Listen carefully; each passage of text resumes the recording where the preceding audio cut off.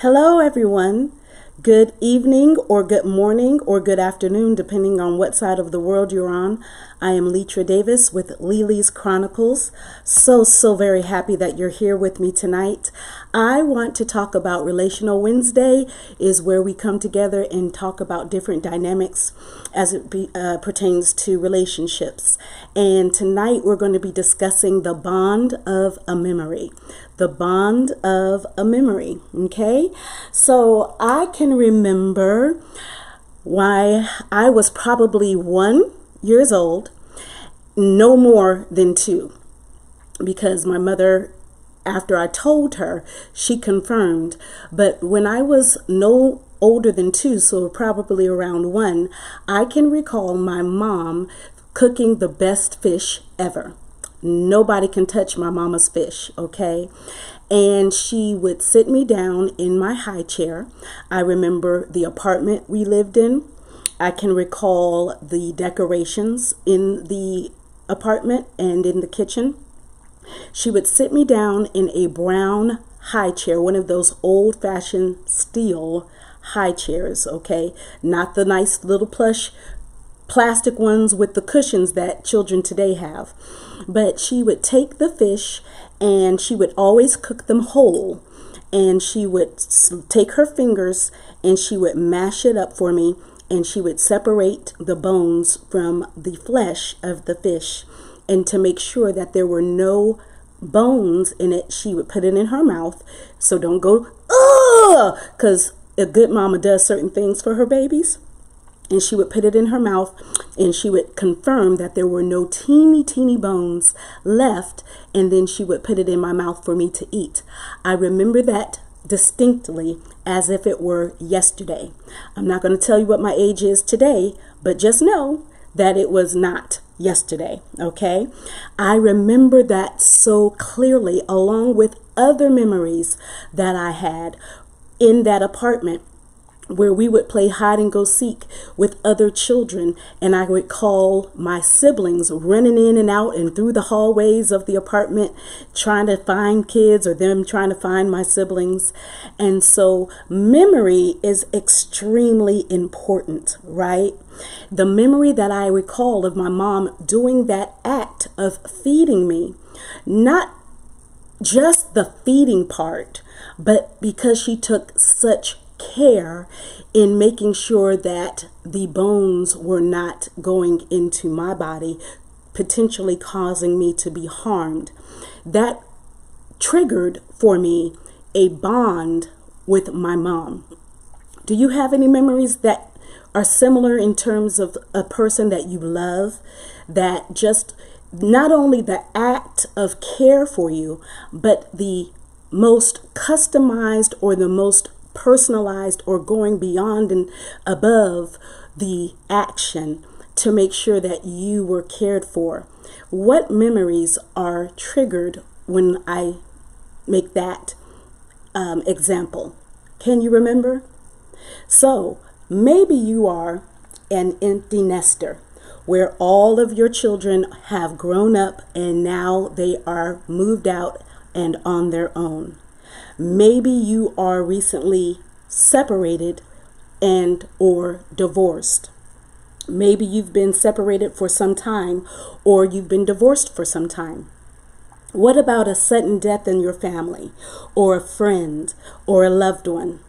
What about a career change that was not expected, anticipated, a sudden change in your career?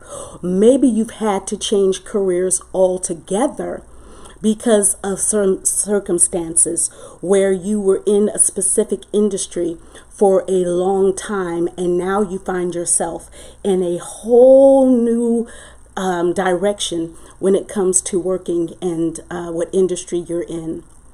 All of these things can cause us to lament or feel a sense of loss if we have wonderful, fond memories attached to certain people, certain time frames of our lives. What about If you are an older person, if you are up in age, more seasoned in life, as I like to call it, and you remember what you call your heyday, when you were young and spry and youthful and exuberant, and now you don't feel those feelings anymore, and you associate those youthful days with certain things that bring great memories for you. And now you're concerned that you may not be able to have great memory-making moments because you don't have your youth anymore. What about when you used to have some wonderful memory-making moments with your children? We're coming towards the holidays now. We're coming towards time of celebration, and children are doing their own. They may want to spend their Thanksgiving with a new spouse or a new love in their lives, and they're not wanting to come home like it used to be, and you're sad about that. What do you do with those emotions that are triggered by the memories and the bonds that were created through those memories?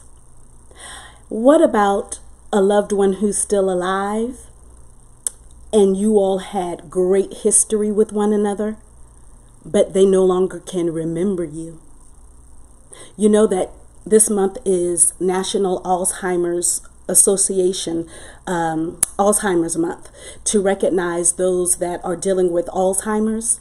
And according to the Alzheimer's Association, it is estimated that 5.8 million Americans ages 65 and older live with this disease as of this year, 2020.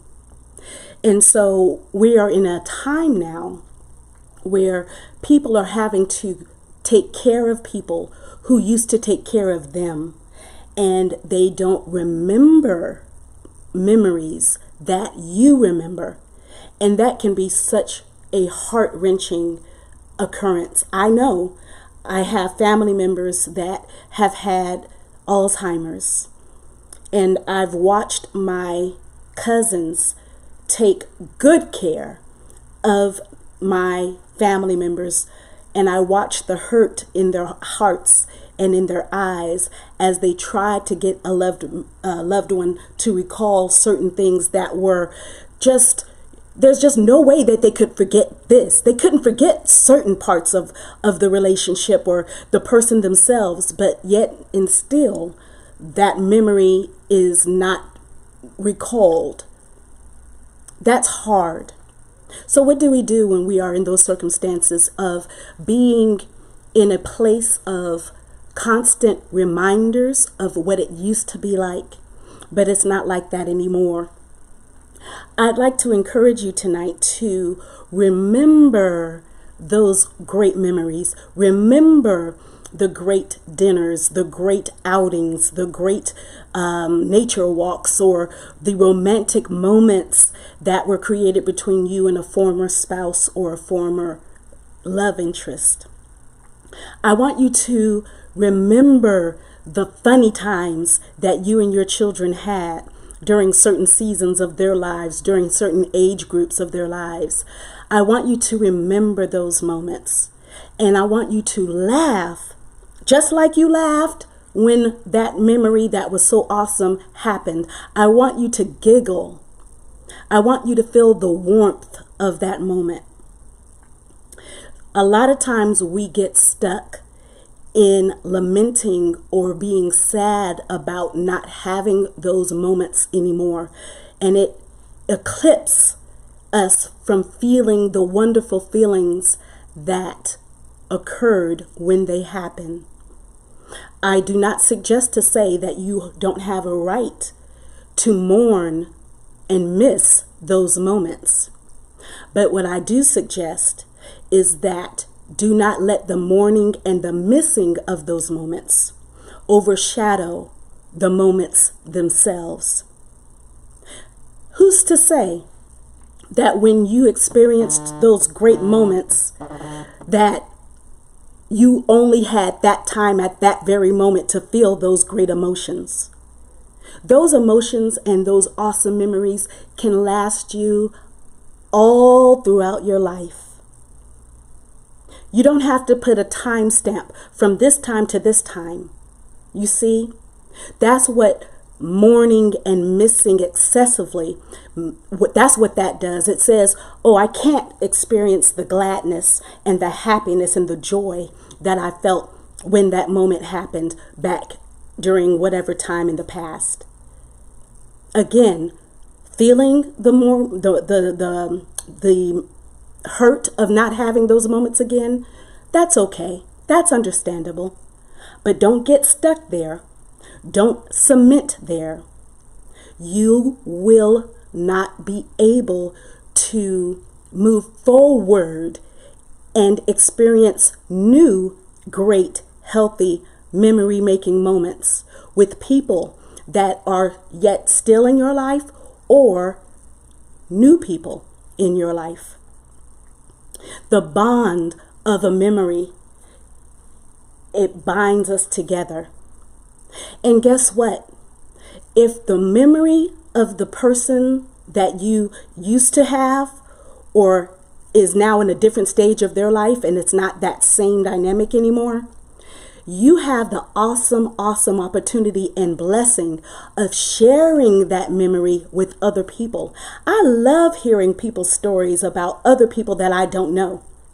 I love hearing men and women tell me about a memory that they had with their son or with their daughters. I enjoy listening to someone who says, you know what? Me and my husband used to go to the beach and we used to do such and such, and oh, it was so great and it was so fun and it was so wonderful.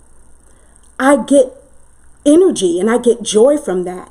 So share those other moments that you used to have with other people that don't have that same memory, that don't have that same moment. You can move that moment into the present. You can move that moment into the current place of your life. I mentioned before, if you're suddenly faced with a job change or a career change, all the things that you enjoyed doing in a previous industry or at a previous place of employment, those things are enriching things that can carry you through to your new situation, your new employment, your new workspace, your workplace, your workforce. It's all for you for now and for the future. Don't let it stay trapped in the past. Don't let it stay trapped in the past. You all who have been following me for a while, you always know that I love my movies, and I almost always reference the movies during our time together. So who remembers Back to the Future, right? Back to the Future. I loved that movie franchise and still will watch it today with my family. They had the opportunity to go back in time and grab certain information. They brought that information into the future. You see how that works? Living our moments of life and experiencing memory-making moments that are awesome, that binds us with people. It's not meant to stay in the past. It's meant to carry us through where we are now and into our futures with people who may be different. And that's okay. I encourage you tonight, again, to feel the warmth, feel the joy and the happiness that happened with people and time periods of your lives back in the past, but don't let it stay there. Bring it in the future. The bond of a memory. God bless you. Light, love, Letra.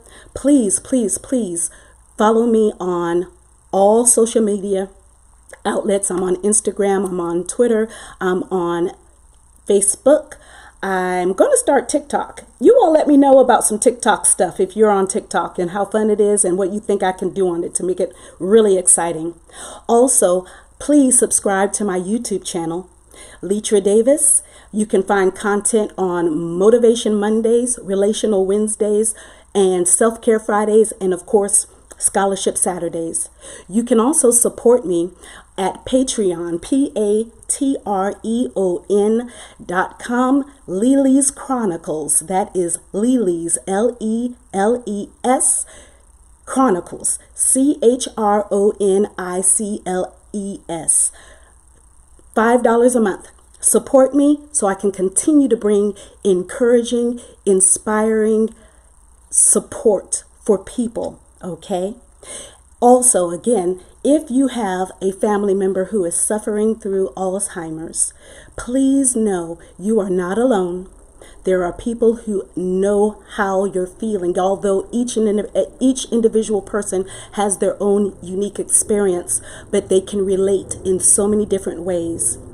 If you want to support Alzheimer's research to help people learn how to fight that disease, please go to my links and I will have information there so you can support there as well.